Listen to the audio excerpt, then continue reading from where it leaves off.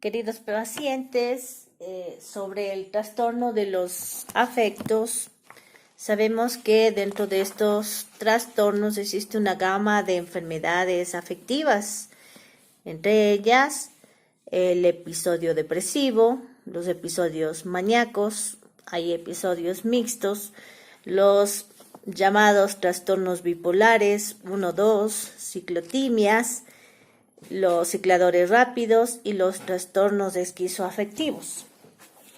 Pero hoy nos vamos a dedicar a la depresión y como ustedes ya saben, la depresión se caracteriza por tener una tristeza como núcleo básico del síndrome, pero cuando esta tristeza es incapacitante, quiere decir que el paciente refiere que no siente ni tristeza ni alegría, ya nos indica que es un cuadro grave. Esta pérdida o esta presencia de tristeza se puede ir acompañada de apatía, indiferencia, desidia, abatimiento, desánimo, falta de ilusión o irritabilidad. Esto es muy característico, vemos en depresiones en mujeres, gran irritabilidad. También se acompaña de la anedonia, que es la incapacidad para sentir placer. Puede ser un síntoma guía de estos cuadros depresivos graves. La ansiedad que tenemos en el 70% de los pacientes. Y en cuanto a su pensamiento, tenemos que el pensamiento es lento, su discurso es parco y que además existe el tema en qué consiste su pensamiento: de autodesprecio, inutilidad, fracaso, de culpa, hipocondría, ideas de muerte y por último el suicidio. Pero los casos más graves podemos decir que una depresión puede ir a una locura y en este caso tenemos los delirios que generalmente son congruentes con el estado de ánimo y que estos pacientes se caracterizan por ser de culpa, de ruina o hipocondríacos y en menor frecuencia con delirios no congruentes, es decir, de perjuicio y de persecución. En cuanto a la psicomotricidad, generalmente los pacientes están enlentecidos, puede haber asinesia, estados de estupor depresivo. Esto consiste en que el paciente puede llegar un momento a carecer de movimiento y esto se llama catetonía depresiva. Es una emergencia que generalmente ingresan a los hospitales, ya que el paciente puede permanecer en una sola posición muchas horas sin cansarse.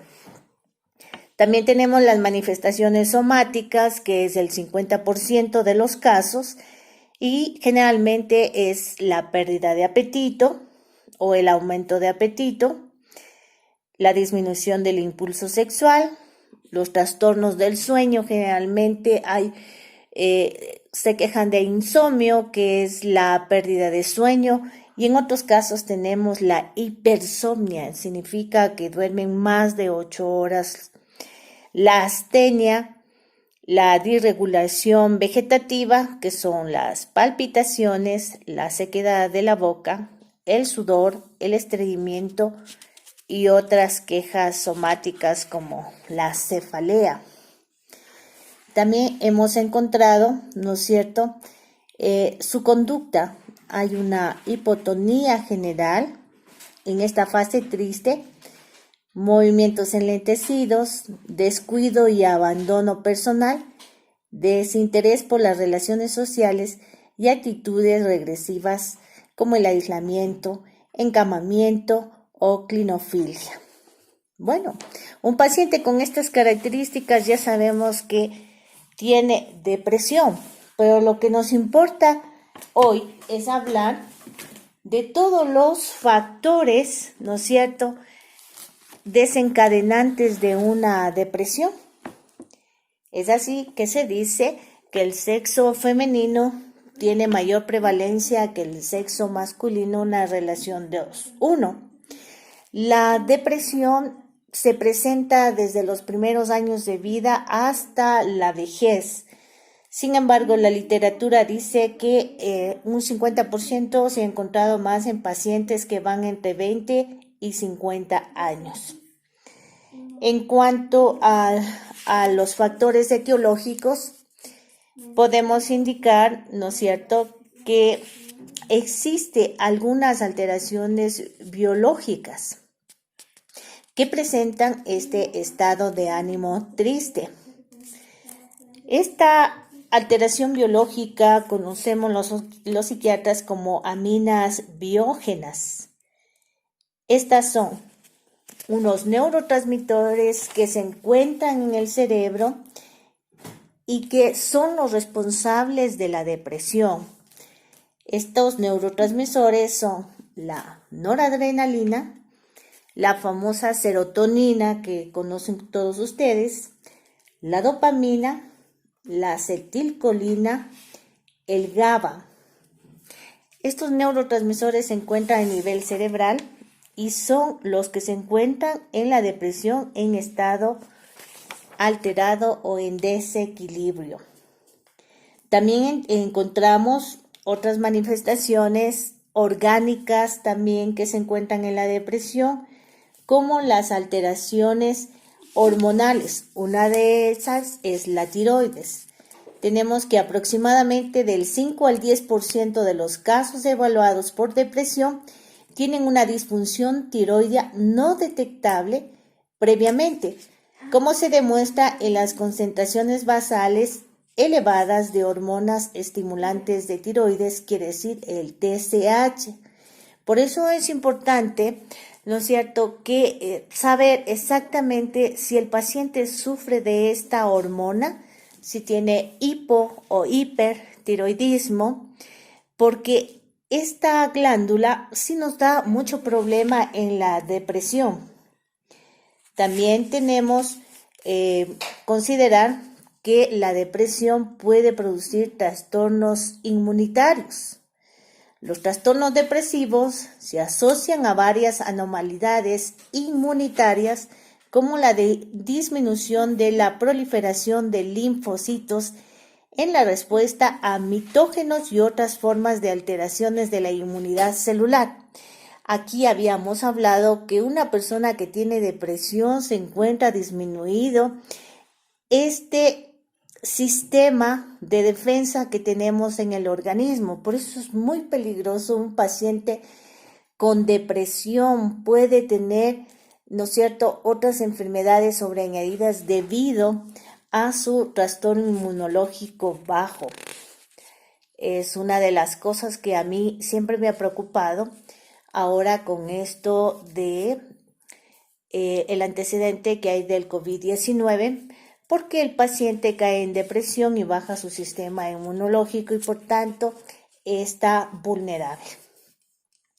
Sin embargo, en las depresiones también nosotros podemos detectar con exámenes de especialidad como las tomografías y las resonancias, en que evidenciamos alteraciones ya de hiperintensidad, ¿no es cierto?, en la región subcortical, en la región periventricular, en los ganglios basales y el tálamo. Quiere decir que ya existe evidencia radiológica de alteraciones en la estructura cerebral en un paciente que tiene depresión. Pero ¿qué pasa con los factores genéticos que debemos tomar en cuenta? Quiere decir que las familias, según los estudios familiares, si uno de los padres tiene un trastorno del estado de ánimo, su hijo tiene un riesgo entre el 10 al 25% de tener un trastorno del estado de ánimo. Si ambos padres están afectados, el riesgo aumentará al doble y por tanto existe una mayor prevalencia, ¿no es cierto?, en los niños. Con este antecedente es importante saber si en la familia existe ya la enfermedad de personas como los abuelos, los bisabuelos, los tíos, los primos, porque ahí está el antecedente de tipo familiar. Pero existen otros factores importantes como es la personalidad. Aunque se dice que todos los tipos de personalidad, ¿no es cierto?, pueden predisponerse a tener depresión. Sin embargo, se considera que la personalidad de tipo histriónico, límites, trastornos obsesivo-compulsivos podrían tener más riesgo de sufrir depresión que aquellos que tienen un trastorno de personalidad antisocial o paranoide. En cuanto a las situaciones vitales y estrés ambiental, hemos indicado que se ha demostrado que los factores estresantes que sufren el paciente y que inciden negativamente en su propia autoestima son los que tienen más probabilidad de desembocar una depresión. Un ejemplo de esto son todos los estresantes que estamos viviendo actualmente, la falta de empleo, no hay recurso económico, enfermedades orgánicas, el miedo de morir por un virus o una bacteria o cualquier enfermedad, los problemas de agresividad y de violencia que existen en los países, la alimentación pobre, carente de nutrientes, la contaminación. Quiere decir que existen muchos factores que hacen que el ser humano de alguna forma caiga en una depresión. Por tanto, se dice que el paciente con todos estos factores que he mencionado se encuentra vulnerable a tener una depresión.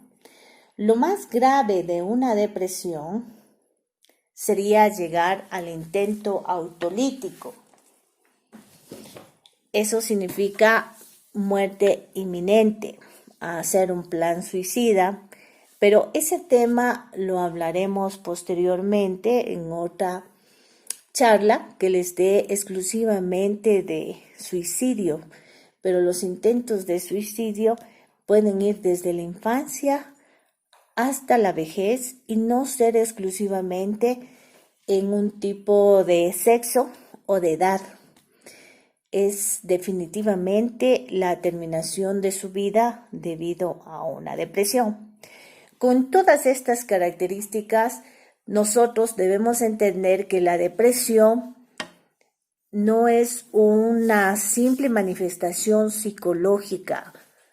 Lo que quiero dar a entender es que esta enfermedad grave, siendo la primera enfermedad en salud mental, la de mayor prevalencia en el país, inclusive en todo el mundo, está dando muchos problemas. ¿Cómo evitar? Tenemos que realizar algunas situaciones importantes sobre la calidad de vida para bajar el riesgo de depresión. Sin embargo, los pacientes que tienen depresión deben recibir tratamiento. Las depresiones leves, generalmente nosotros los psiquiatras no hacemos nada en depresiones leves y posiblemente solamente este paciente necesita un tratamiento psicológico. En depresiones moderadas, graves y estas depresiones que llevan a la locura, estas necesitan tratamiento farmacológico. Yo no he encontrado tratamientos de otro tipo que puedan mejorar una depresión. Los tratamientos generalmente son paliativos. En el área de psiquiatría, nosotros consideramos que la alteración biológica funcional del cerebro es la que está alterada y tenemos que reparar mediante fármacos. Sin embargo, si el paciente no soluciona su causa, la causa principal que les lleva a la depresión, un ejemplo de esto sería como en el ejemplo de una pérdida pérdida de algo económico, pérdida de un ser querido, ¿no es cierto? Esta persona, si no soluciona la causa principal, quiere decir, con la pérdida del ser querido, generalmente el paciente elabora el duelo. El duelo tiene un tiempo de 9 meses, que existe una reparación interna cerebral, ¿no es cierto? Y por tanto no cae en depresión. Pero cuando estos duelos no son bien elaborados, realmente llevan a una depresión y este ya necesita un tratamiento de tipo farmacológico más psicológico. ¿Por qué psicológico? Porque el psicólogo tiene que elaborar el duelo que nosotros en forma fisiológica lo realizamos. Pero ¿qué pasa con esa depresión por un estresante? Un ejemplo de esto sería la pérdida de trabajo. Simplemente la adquisición de un nuevo trabajo, este paciente ha solucionado su causa principal y su depresión ha desaparecido. Esas se llaman depresiones reactivas, no así las depresiones endógenas que tienen otra naturaleza y que estos pacientes siempre tendrán depresión y necesitan tener un tratamiento farmacológico y psicológico de apoyo permanente. En este caso, podemos decir que el paciente con estas características, por tanto, debe buscar al profesional correspondiente, ¿no es cierto? Como he explicado, el trabajo de la depresión a veces es multidisciplinario. Quiere decir que si tenemos un paciente con un problema de tiroides, yo necesariamente pediré la ayuda de un endocrinólogo para que me dé equilibrio a nivel de esta glándula. Pediré a un profesional de la psicología clínica para que le dé su tratamiento psicológico con un protocolo establecido por él. Y tercero, se dará la medicación correspondiente de la parte de psiquiatría. Quiere decir, el equipo manejamos en mejorar el paciente y en un plazo de 1 año el paciente estará en mejores condiciones. Esto es en cuanto a la depresión. Mi siguiente video hablaremos sobre el suicidio, su etiología y consecuencias.